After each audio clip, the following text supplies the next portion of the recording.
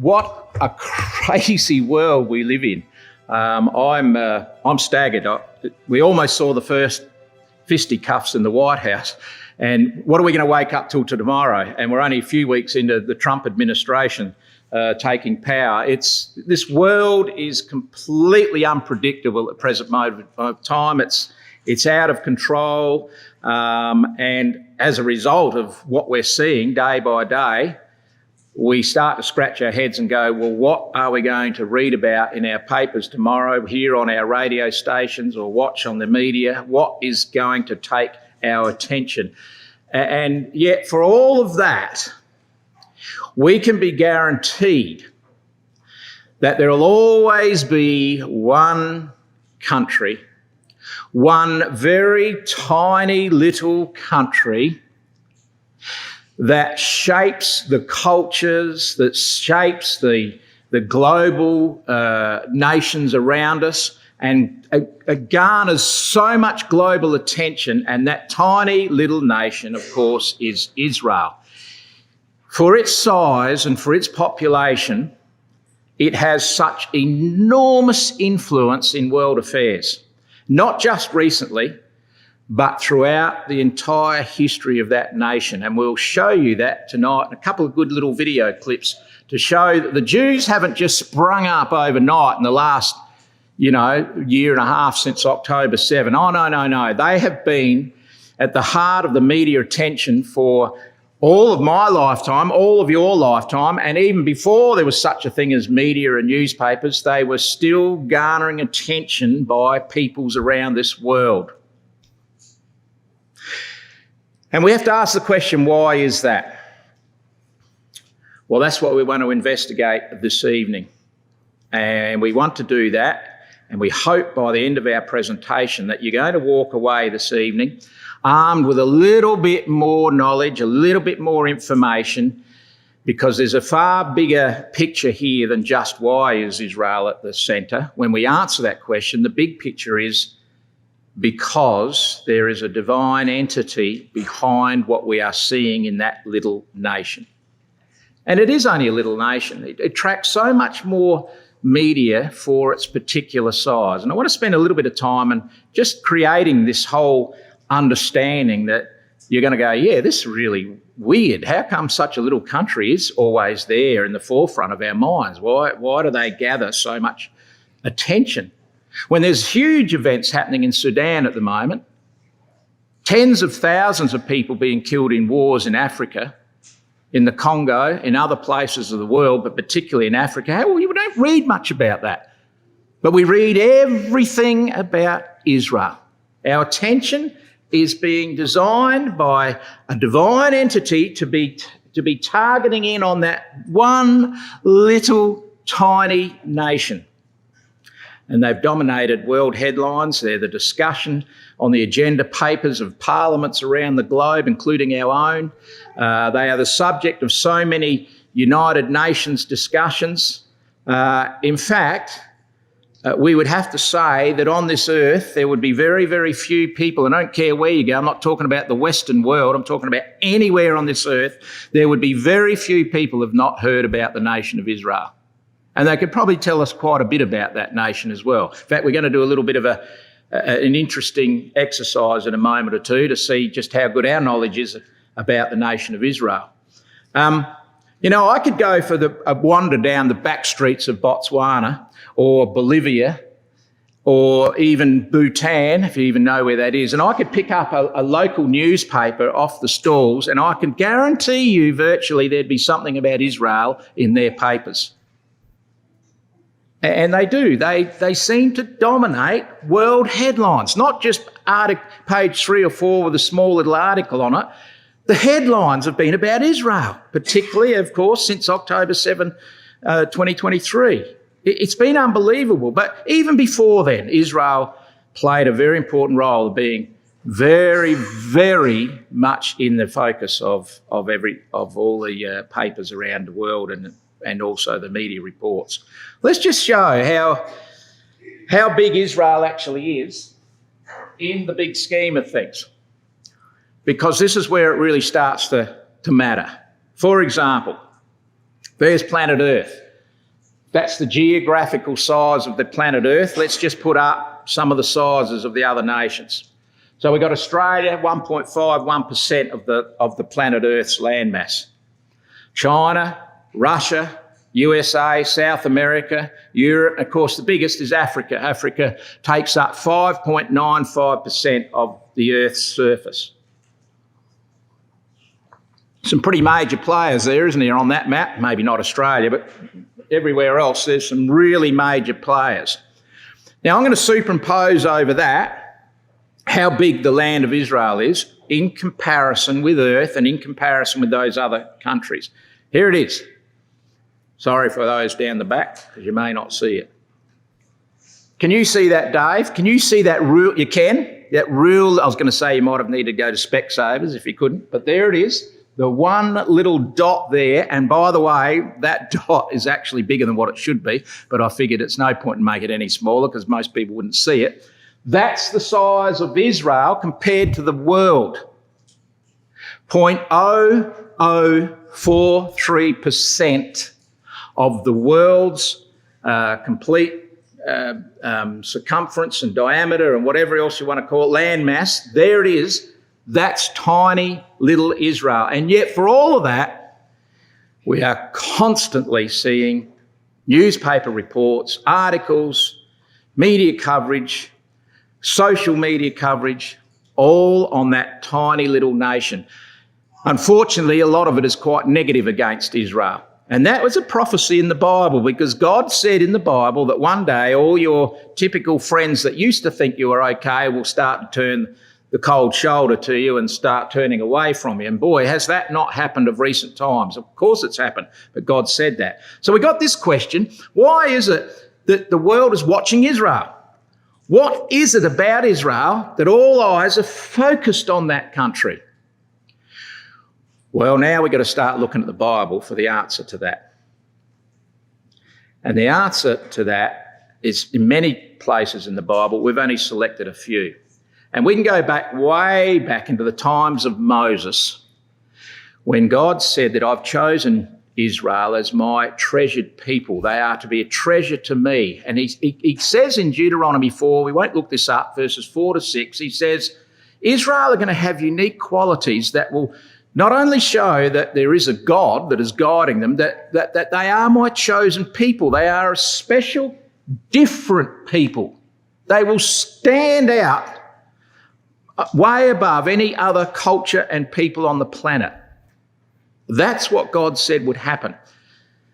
And hasn't that come to true? And of course, that was written 1,500 years before Christ. So we're talking a long, long, long time ago, 3,500 years ago. Enormous amount of time has passed since then, but all throughout the annals of history, the timeline of history, Israel has always been the focus of nations, of cultures, of peoples, and right up to today, and even more so because of our access to media and social media and newspapers and you name it, Israel are always there. You know, just of recent times, there's been an article that came out. I wish I could find it. I would have put it on the screen. But the second most effective spy agency in the world is the CIA. You've all heard of the CIA, I'm sure, the American spy agency. They're the second. Mossad's regarded as the number one spy agency, by far the best.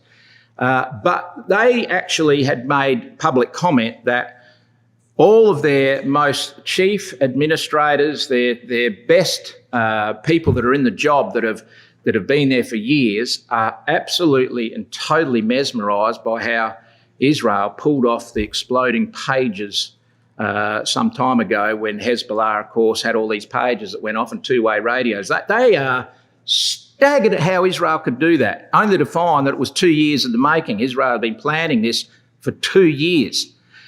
And they have come to the conclusion that out of all the people on the face of the earth and all the nations and all the spy agencies, only Israel could have pulled that off. Well, I don't think that's by coincidence. I think that God said they're going to have unique qualities that are going to make people go, whoa, who are these people? What is it about them that is so interesting and such a phenomena that we can't quite get our head around why they are and who they are and what they are actually doing? You know, back in Deuteronomy 28, God said, Israel, he said, even though I've chosen you to be a peculiar people for me, a special treasure to me, you're also going to become a thing of horror. You're going to become a byword, and you're going to become an object of ridicule amongst all the people where I send you and drive you. And all throughout history, right up till today, people are staggered. They cover their mouth. Oh, Jews, Israel, they're different to everybody else. They make fun of them, the way they carry it with their religious worship. It seems odd to people that look at that. They've been doing it for thousands of years, untouched, since particularly the law of Moses was given. They've got all that wrong, by the way they worship God, but that's another story. But they have stood out as being different. They're a byword, they're a ridicule, they're a horror. And the eternal Jew, as we will call him, and you'll see why we call him that soon enough, has stood there through the corridors of time being gawked at by everybody because they are so different. And all civilizations and nations have looked at the Jews as being different, just as God said they would be. You know, even today, if you call a person a Jew, it's actually a derogatory term. It's not a friendly term. Oh, you're nothing but a Jew, which generally means they're fairly stingy with their money. But it's got a lot of other connotations too. And they've become a byword. They've become a proverb throughout the world. So while all eyes of the people and nations are on that country, there's another set of eyes on that country as well. And God has said from the beginning of January to the end of December, my eyes are upon that country. I am watching them. So not only is Israel attracting the world's attention, it attracts the attention of God day after day after day. And there's very good reason for this, because his whole plan and purpose with this entire world revolves around that nation of Israel. So what do we know about the mystery of the Jews? Well, I'm going to play you a little video clip now. I hope this sound works. We think there might be a loose wire here. If so, we might have to do a little adjustment here. But let's have a little look to see if this works. A little video clip called The Mystery of the Jews. And in this particular video clip, it shows the significance that the Jews have had on the world. It's really quite interesting. I'd never thought of it before. I haven't seen this clip before, but I think it's really interesting to show that not only has God chosen the people Israel, not has he chosen the Jews, but they have had a significant influence on shaping the culture of the rest of the world and shaping the societies. So let's let this video explain.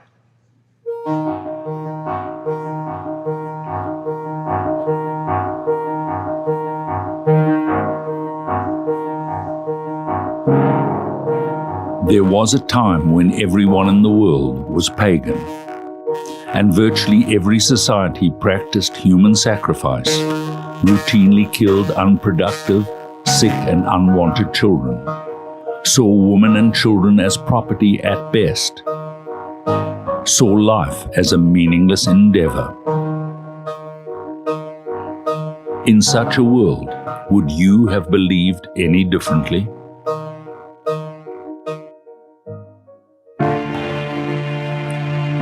Remarkably, in this world of darkness, there was one man who came to a different conclusion.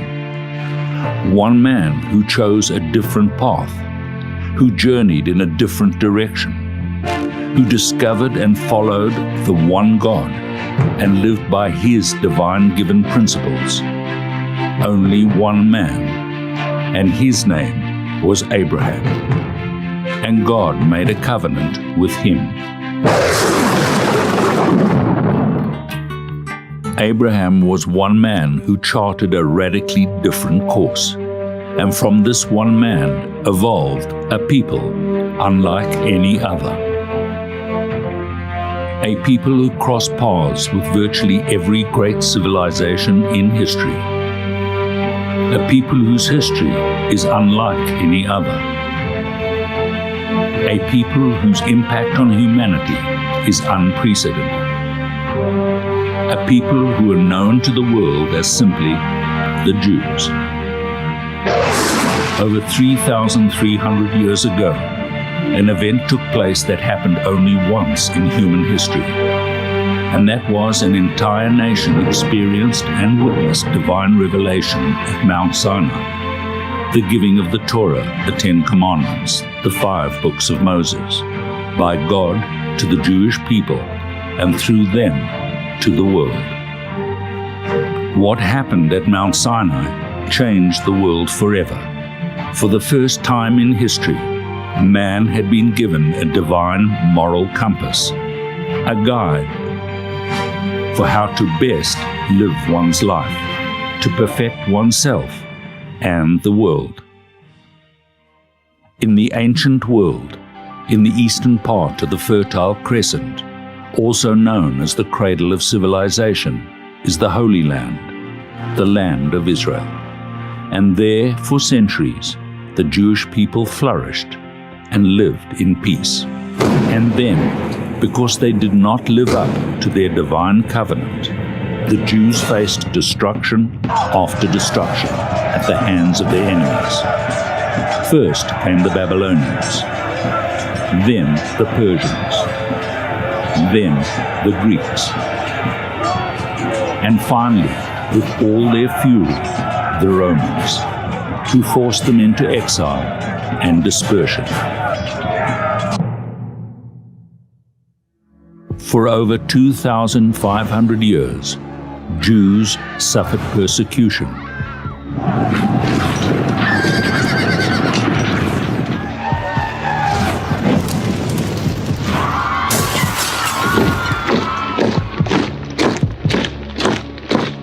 They were tortured and massacred, their synagogues burnt, their women violated, their books vandalized and set ablaze, century after century after century. Throughout their history, and even until modern times, for reasons of jealousy, of people blaming the ills on a convenient scapegoat, and because Jews stood up and continue to stand up for the absolute moral standard that comes from the belief in one God and the holiness of human purpose. The Jews have faced and continue to face the demonic and destructive forces of anti-Semitism.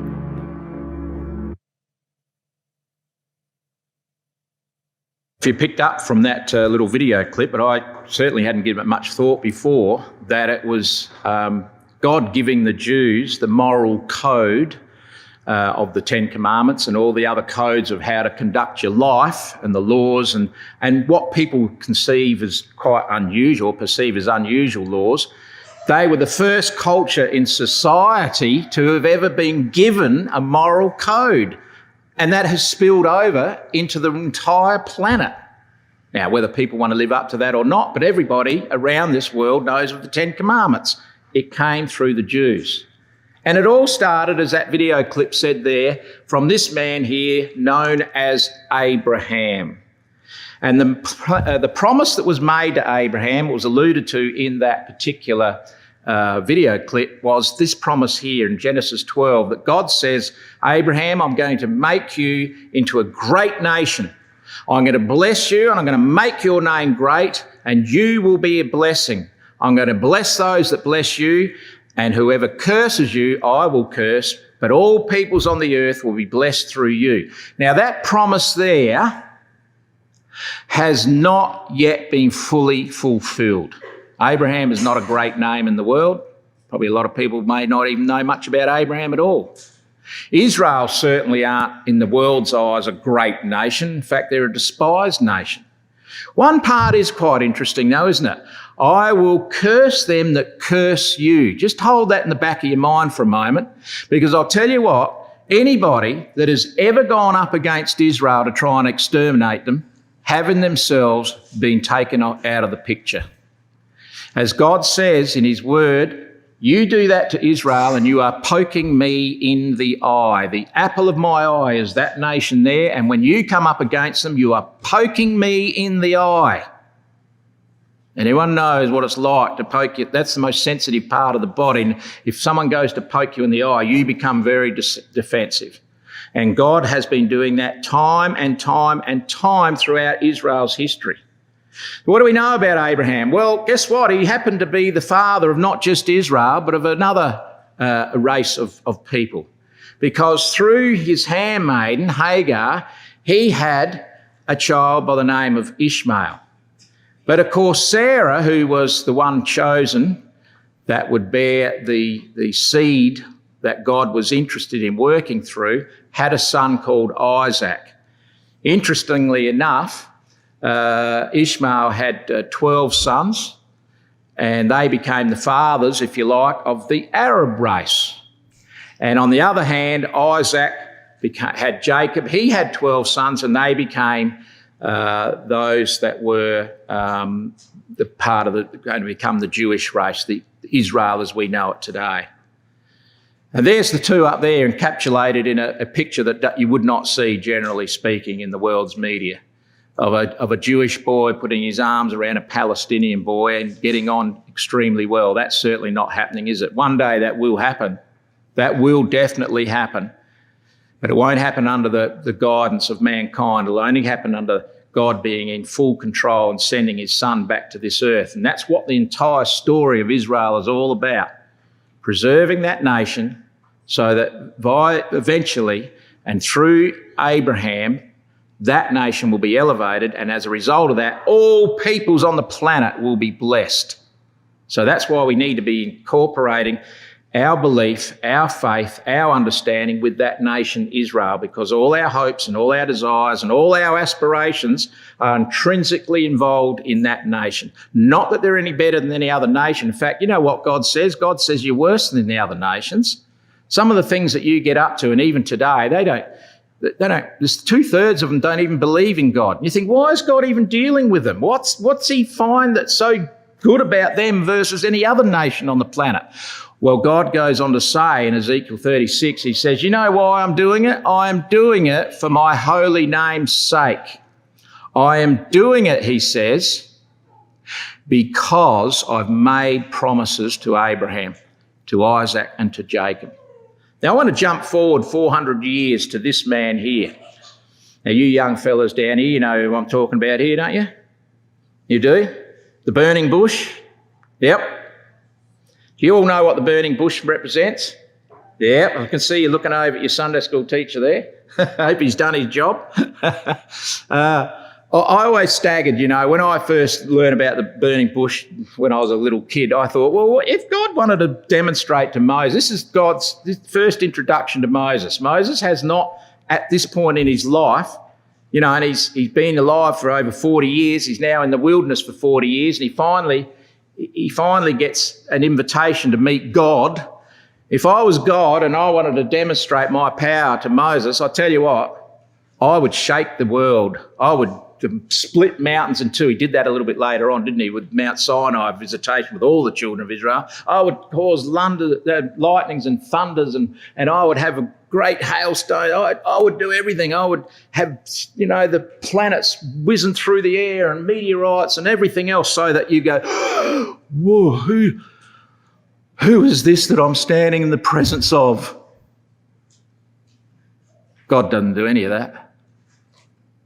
He sets fire to a bush. That's what he does. He sets fire to a beautiful green, lovely foliage bush. And Moses is looking at that. And of course, God speaks to him from that bush. The voice of God comes to him. And he says, Moses, take your shoes off, because what you're seeing here is holy. This is very special, what I'm about to try and teach you in this miracle. And it was a miracle because the bush didn't burn.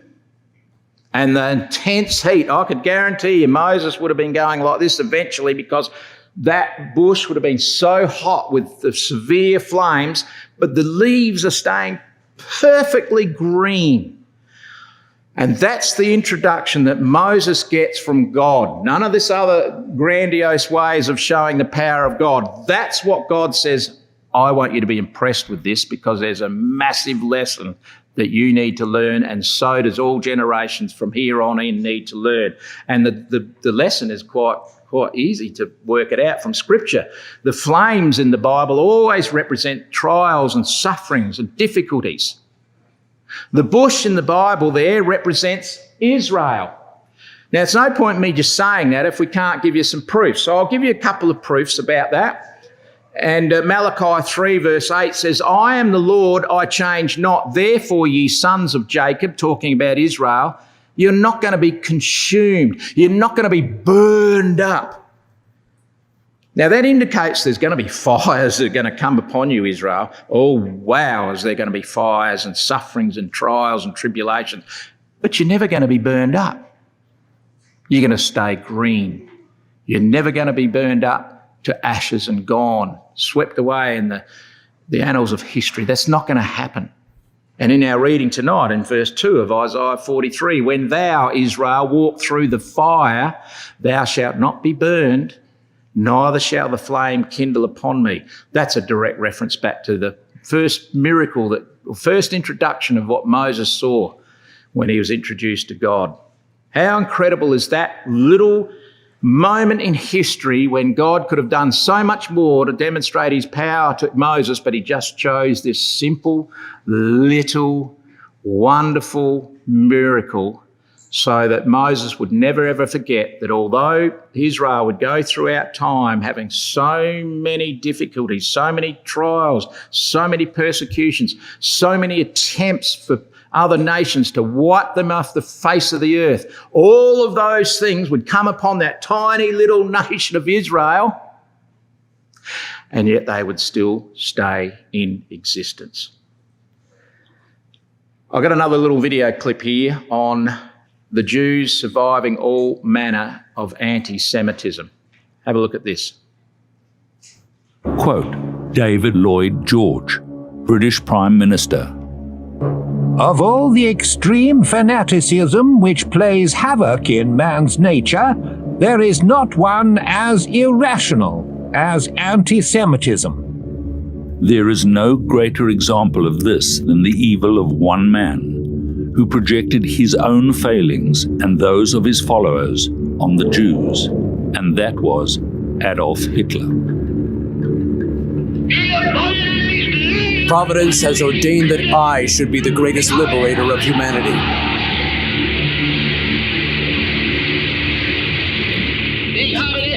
I am freeing man from a false vision called conscience and morality. The Ten Commandments have lost their validity. Conscience is a Jewish invention. It is a blemish. The heaviest blow which struck humanity was Christianity. Bolshevism is Christianity's illegitimate child. Both are the inventions of the Jew. The struggle for world domination is between me and the Jews. All else is meaningless. For over 2,500 years, since the first exile in 586 BCE, Jews were scattered across the globe like stubble in the wind. God will then scatter you among the nations from one end of the earth to the other. For over 2,500 years, Jews were driven out of their homes in country after country after country. But despite the persecutions and even the unimaginable destruction of the Holocaust, sustained by their unswerving faith and trust in God and His Torah, throughout those 2,500 years, something remarkable happened. The Jews not only survived, but flourished and changed the world.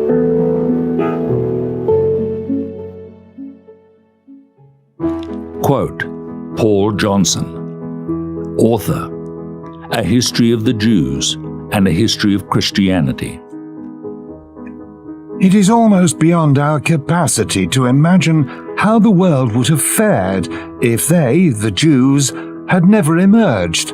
Certainly the world without the Jews would have been a radically different place.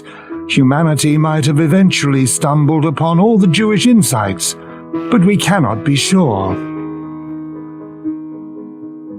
To them we owe the idea of equality before the law, sanctity of life, dignity of the human person, social responsibility, peace as an idea, and many other items which constitute the basic furniture of the human mind. Without it, the world might have been a much emptier place. Quote John Adams, the second President of the United States.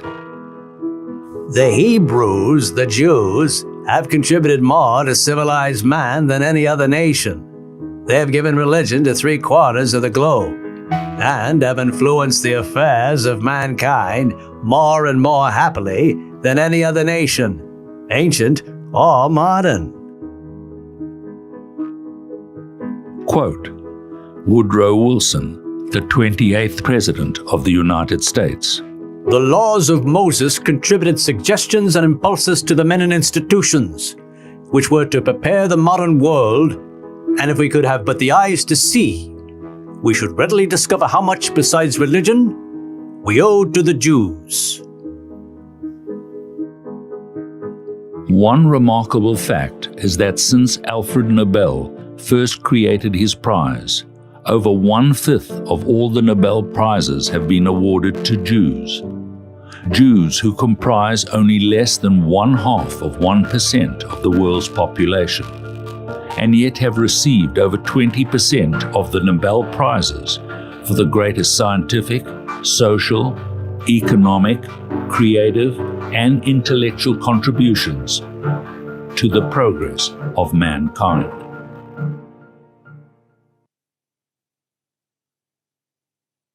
No understanding of the Bible whatsoever, you would have to say, after just listening to some of these little video clips or even reading some of the books about the Jews, you would have to say, I can't get my head around these people. It's a phenomena.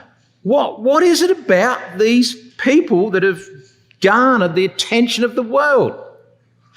Well, of course, it's only once you start reading this book that you get the answer, that God's put them in that position, and he's put them there for a reason, and that is because he wants everybody to know that there is a God and he does have a plan and purpose, and that plan and purpose is with those people, the Jews, and ultimately with the world.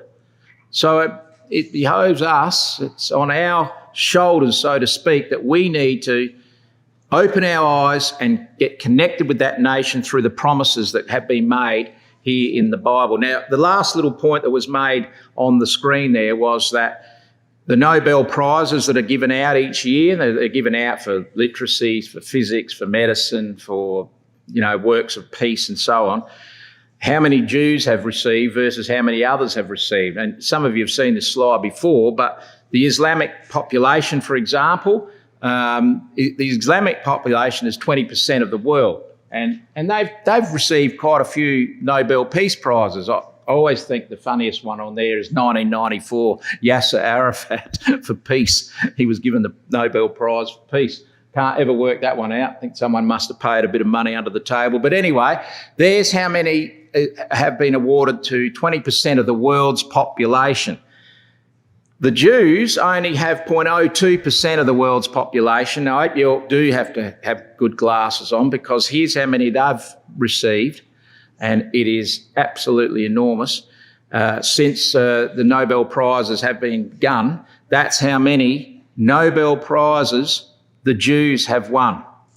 Well, not won, I guess, been awarded. And I find that amazing, and I start to say, there's only one reason for that, because God's put them in a position to be different from every other people.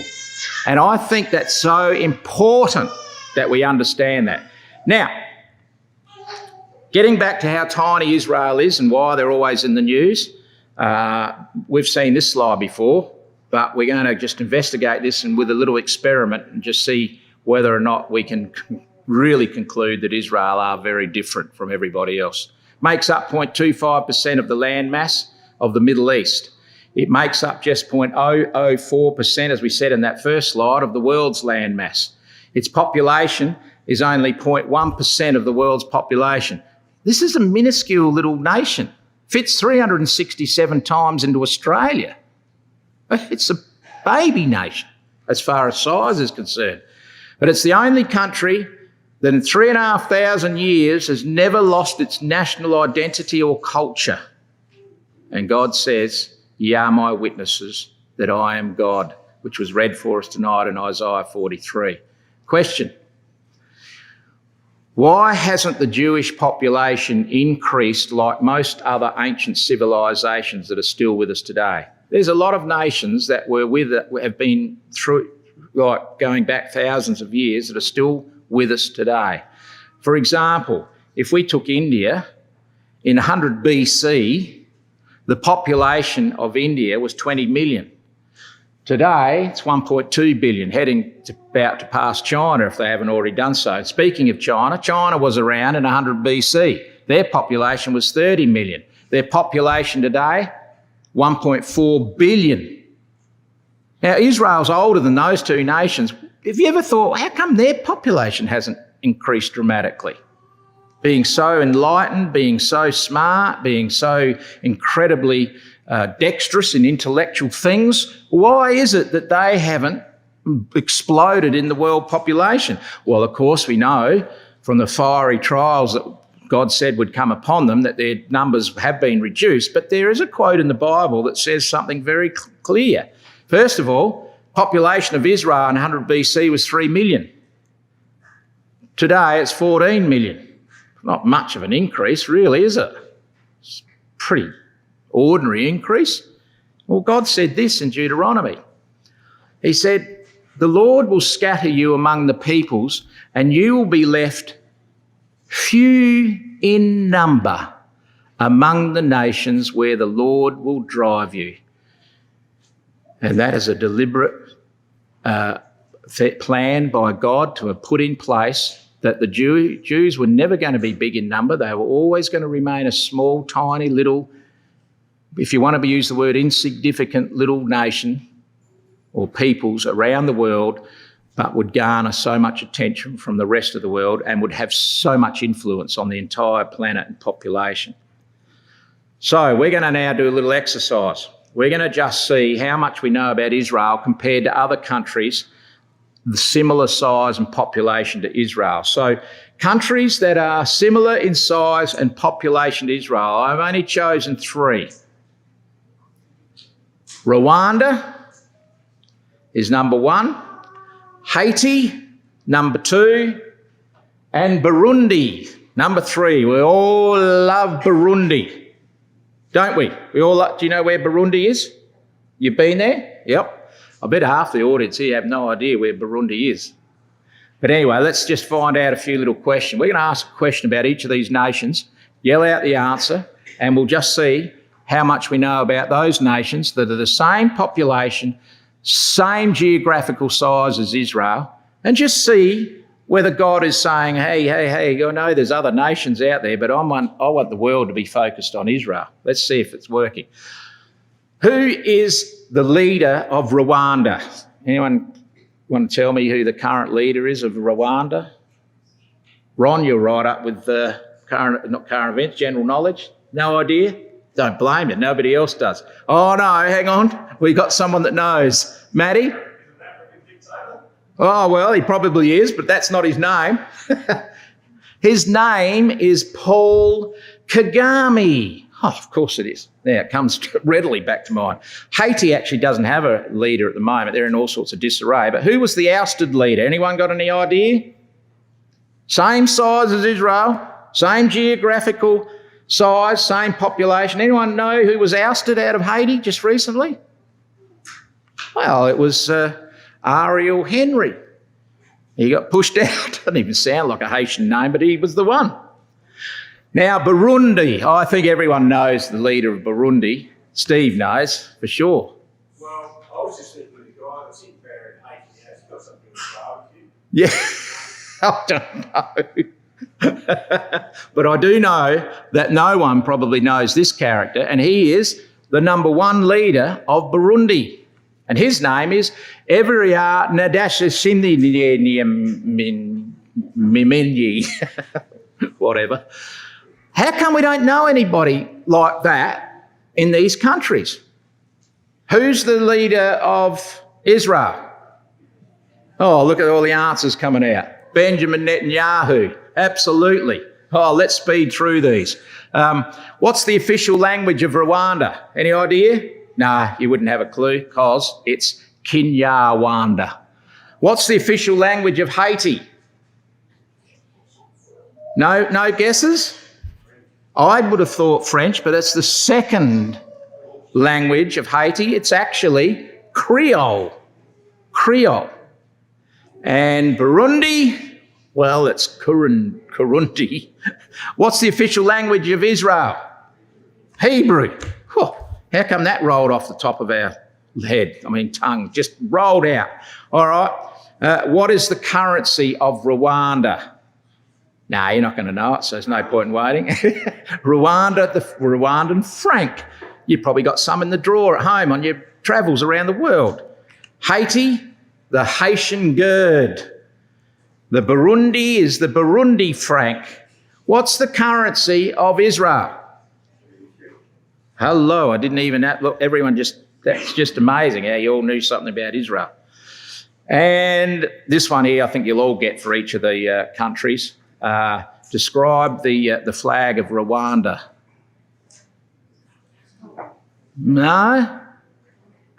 Don't know? Well, I didn't know either. There it is. There's the flag of Rwanda. Haitian flag, you're not going to know that. And you're certainly not going to know the flag of Burundi when half of us here, maybe 3/4, don't even know where Burundi is. What's the flag of Israel look like? You boys know what the flag of Israel looks like, don't you? How come you know that? You know, David? Yeah? Yeah, blue and white. And it's got like 2 stars, sort of interlinked, 2 3-corner, yep. Yes, stripes top, bottom. Perfect. There you go. He described it very well. I know that the majority of us here are Bible students. I can guarantee if I went to the shopping centre down there and I had the same questions, I'm pretty certain that they would know most of those ones about Israel, if not all of them. Maybe the currency might trick them, but I doubt it. They would not know anything about anything else. God's put Israel in the spotlight for the whole of the world to see. And all of these people and nations that have come along and tried to destroy Israel and tried to capture the Jews, well, have a look at them all. There's Egypt have tried to destroy them, the Philistines, the Assyrians, the Babylonians, the Persians, the Greeks, the Romans, the Byzantinians, the Crusaders, the Spanish, Nazi Germany in our grandparents' lifetime, Hamas, Hezbollah recently wanted to wipe Israel off the planet. They've all had a go. Where are all those people? Where are all the nations? Where's the mighty Roman Empire? Where are they all? They're completely gone. Where's Israel today? Ensconced back in their land, powerful, a very powerfully economic country, although it's taken a bit of a hit of recent times. The only democratic country in the whole of the Middle East, militarily superior than any other country surrounding them. They are amazing. All the others have come and gone. Why? Because God says, you know what? I'll bless them that bless thee, and I'll curse them that try to curse you. Any of those that touch you are touching the apple of my eye. Those who prey upon you, I will give for a prey. We got a little note there, who's next? That's a subject for another day. But the Bible is very clear as to who is next. Here's another little video clip, and I think this might be the last one. Maybe one more. And throughout these 2,500 years of exile, something equally astonishing happened. The Jews never let their dream of returning to their God-given ancient homeland. They never lost hope.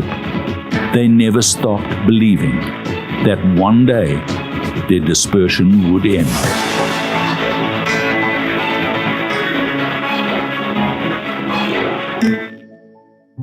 In In 1978, before a Soviet court about to sentence him to 15 years in prison for the so-called crimes of studying Hebrew, practicing Judaism, and requesting a visa for Israel, Natan Sharansky said, "For 2,000 years, the Jewish people, my people, have been dispersed all over the world, and still, each year Jews have stubbornly and apparently without reason said to each other, Lashana haba b'Yerushalayim, next year in Jerusalem.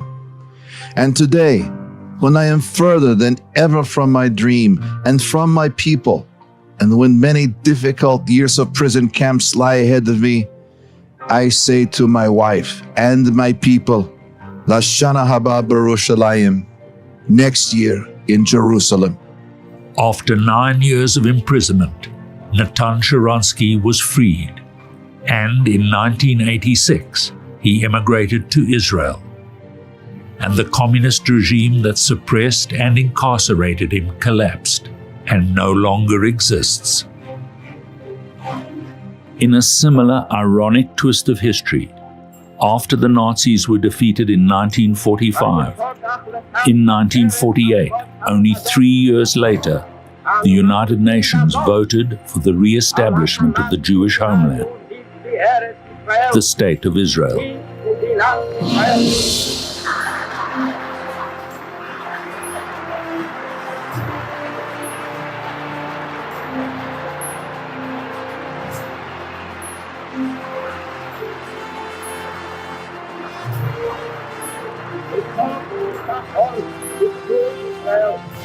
To date, after 2,500 years of dispersion to over 100 countries on 5 continents, the Jews are the only people throughout history to survive, retain their identity, and return not only once, but twice from exile to their ancient homeland.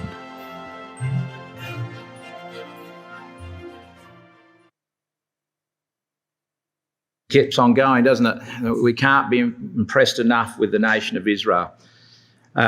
Just a few more quotes we can put up on the screen for you. Deuteronomy 7 verse 6, "You are a people holy to the Lord your God. The Lord your God has chosen you out of all the peoples on the face of the earth to be his people, his treasured possession.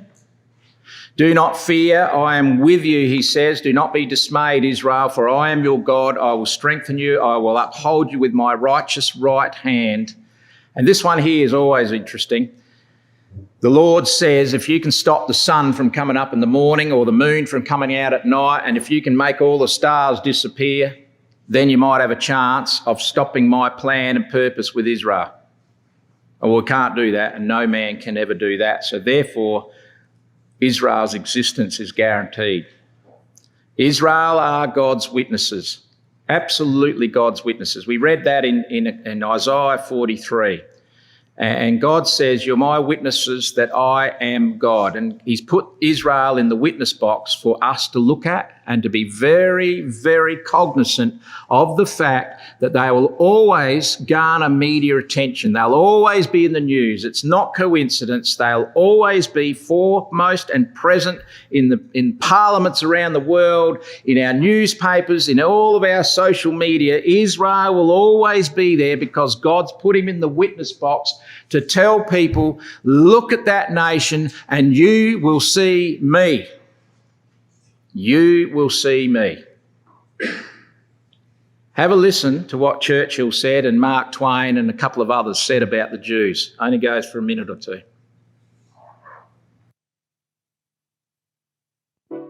Quote, Winston Churchill, British Prime Minister. "Some people like the Jews, and some do not. But no thoughtful man can deny the fact that they are beyond any question the most formidable race that has ever appeared in the world." Here is a quote by Leon Tolstoy, the Russian writer, written in 1908. What is the Jew? What kind of unique creature is this whom all the rulers of all the nations of the world have disgraced, crushed, expelled, destroyed, persecuted, burned, and drowned, and who, despite the anger and fury of their oppressors, continues to live and to flourish. The Jew is the symbol of eternity.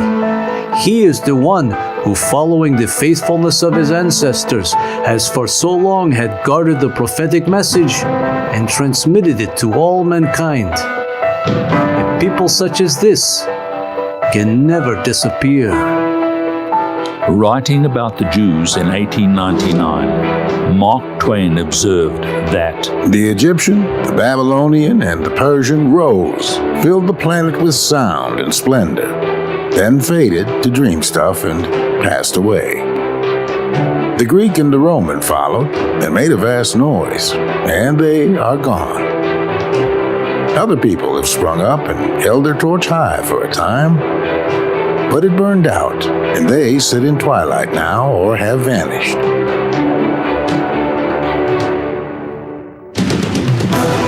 The Jew saw them all, beat them all, and is now what he always was, exhibiting no decadence, no infirmities of age, no weakening of his parts, no slowing of his energies, no dulling of his alert and progressive mind.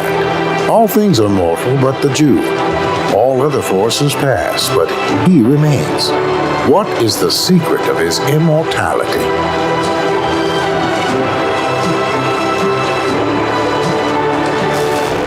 All things are mortal but the Jew.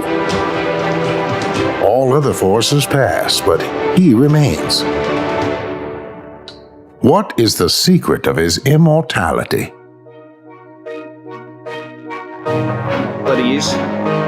The secret of his immortality is the fact that God is with those people. And the fiery flames of trial are continuing to be with them, no more so than what we've seen over the last 18 months, what they've had to endure. It's been very, very difficult. But God is giving us an invitation to be a part of the plan and purpose with this earth through those people. And we don't want to let that invitation slip through our fingers. So Israel will always be in the public eye. Why? Because God has a plan for them and indeed the entire world, and we are invited to be a part of that grand plan. The eternal Jew, he stood at the corridors of time looking back through all of the thousands of years of their existence. They're still with us today. The eternal Jew is there. And God has not only guaranteed the ongoing existence of the Jews who have stood firm throughout the corridors of time, but he has promised them a future full of hope and joy. And because of Israel, that same promise is going to be given to all of us. Yes, the Jews will be greatly humbled before they are visited or saved, I should say, by their Messiah, the Lord Jesus Christ, because there's one last ultimate test that they have to pass through. They won't pass it on their own strength, but they'll pass through this enormous trial that's going to come upon them, and it will only be God through his Son, the Lord Jesus Christ, that will save them, and then they'll finally understand it's their Messiah. And our last song actually has just simply been chosen because our last song simply says, peace in Christ. He says there is going to be peace in Christ when we walk with him through the streets of Galilee, right down to Jerusalem, mending all the broken hearts and drying away all the tear-filled eyes.